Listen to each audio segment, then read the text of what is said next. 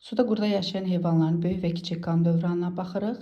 Ümumiyyətlə, suda qurda yaşayanların ürəyi 3 kameradan ibarətdir. 2 qulaqcıq və 1 mədəcikdən ibarətdir. Mədəcikdə olan çıxıntıların hesabına sağ qulaqcıqdan gələn venoz qan və sol qulaqcıqdan gələn arterial qan mədəcikdə tam qarışmır. Belə ki, mədəciyin orta hissəsində qarışıq qan olur, sol hissəsində sırf arterial qan olur, sağ hissəsində isə sırf venoz qan olur.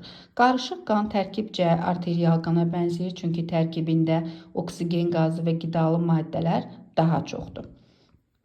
Mədəcikdən bir arteriya damarı çıxır.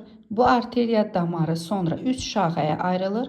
Bu şaxələrdən biri başa gedən arteriya, içərisində sırf arterial qandır. Bədənə gedən arteriya sırf burada qarışıq qan olacaq və deməli ağciyərlərə gedən ağciyər arteriyası adlanır ki, bu isə sırf venoz qan olacaq. Bu 3 şaxə arteriya damarının 2 şaxəsi başa gedən və bədənə gedən böyük qan dövranına aid olan damarlardır. Bir şaxə ağciyər arteriyası isə kiçik qan dövranına aid olan damardır.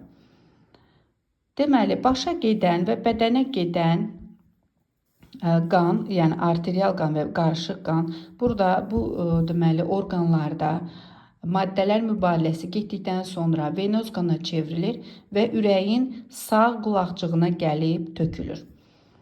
Ağciyərə gedən venoz qan isə ağciyərlərdə qazlar mübadiləsi gedir və burada yaranan arterial qan isə gəlib ürəyin sol qulaqcığına tökülür.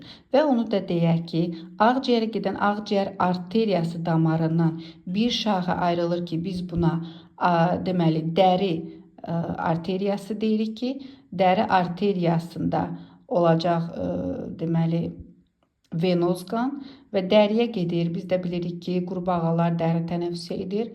Orada qazlar mübadiləsi gedəcək və arterial qana çevrilərək dəri venası ilə gəlib böyük qan dövranı damarına qoşularaq, böyük qan dövranına qoşularaq ürəyin sağ qulaqcığına töküləcək. Ümumiyyətlə baxdıqda deyirik ki, qurbağanın ürəyində 3 növ qan olur, bədənində də 3 növ qan dövr edir. Arteriya damarında 3 növ qan deməli dövr etmiş olur. Vena damarında isə 2 növ qan dövr etmiş olur.